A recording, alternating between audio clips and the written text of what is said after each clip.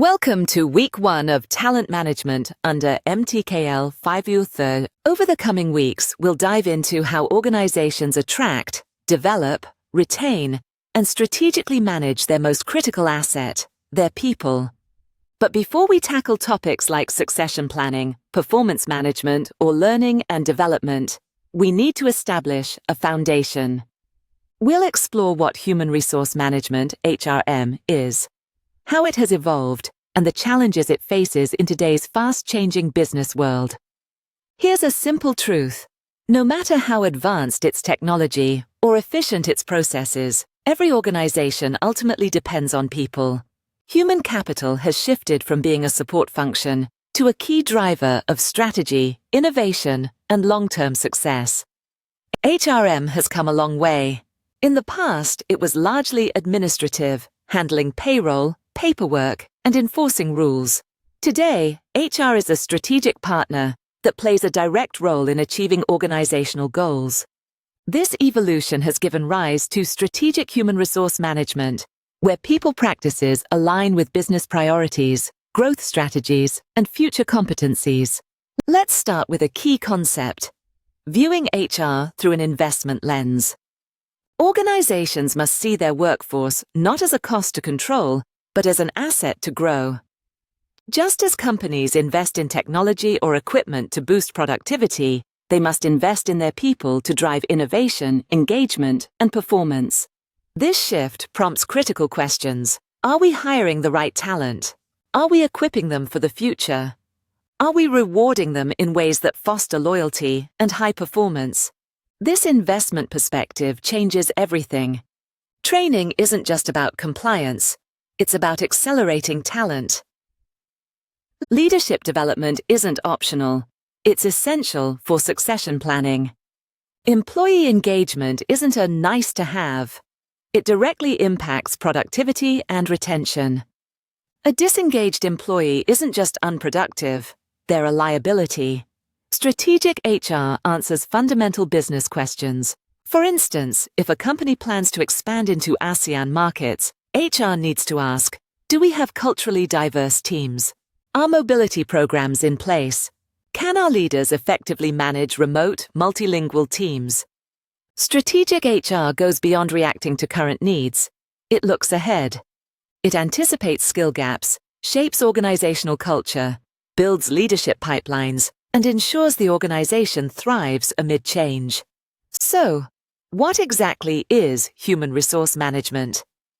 At its core, HRM involves recruiting, selecting, training, evaluating, and compensating employees while ensuring compliance with labor laws, fostering diversity and inclusion, and maintaining organizational health. But it's more than policies and procedures. It's about unlocking human potential and aligning individual goals with organizational objectives. Done right, HRM creates workplaces where people want to contribute, innovate, and stay. Key HRM functions include workforce planning, talent acquisition, performance management, learning and development, compensation and benefits, employee relations, and HR analytics. These functions now leverage data, technology, and strategic thinking. Take recruitment, for example. It's no longer just about posting job ads and screening resumes.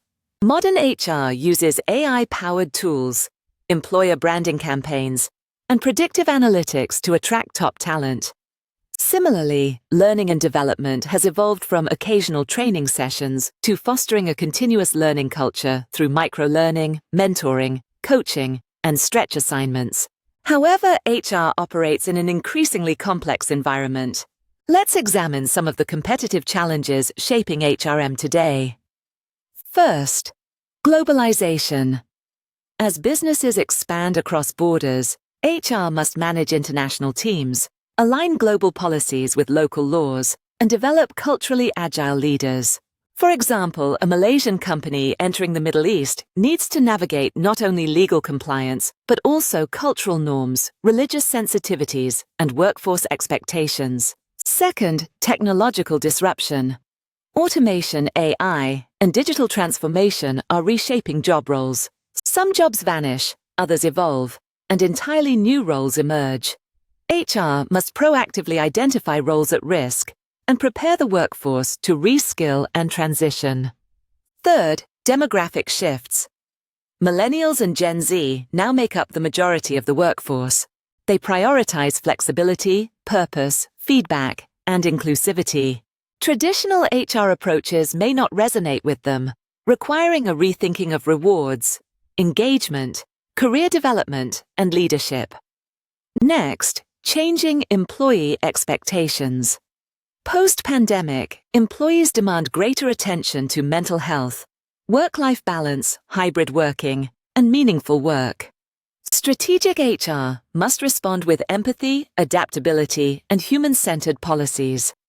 Compliance and ethics also remain critical. From data privacy to environmental, social, and governance (ESG) practices, HR must lead in embedding values and integrity into the workplace. Employees, investors, and regulators are all paying attention. Lastly, the talent war. In many industries, top talent is scarce. Attracting and retaining the best isn't just about offering competitive salaries, it's about providing growth opportunities, autonomy, strong values, and a positive organizational culture. To meet these challenges, HR leaders must think like business leaders. They need to speak the language of data, finance, strategy, and innovation while staying true to the human essence of their work. So, what's the takeaway from this week? HR is no longer a back-office function, it's a driver of strategy. The people agenda is the business agenda. Whether you aim to lead in HR, operations, entrepreneurship, or corporate strategy, understanding how to source, develop, retain, and empower talent is essential. In the coming weeks, we'll delve deeper into areas like performance management, succession planning, and talent development. But for now, reflect on this. Are today's organizations truly prepared to compete based on talent? And how ready are we as leaders to make talent management a priority rather than an afterthought?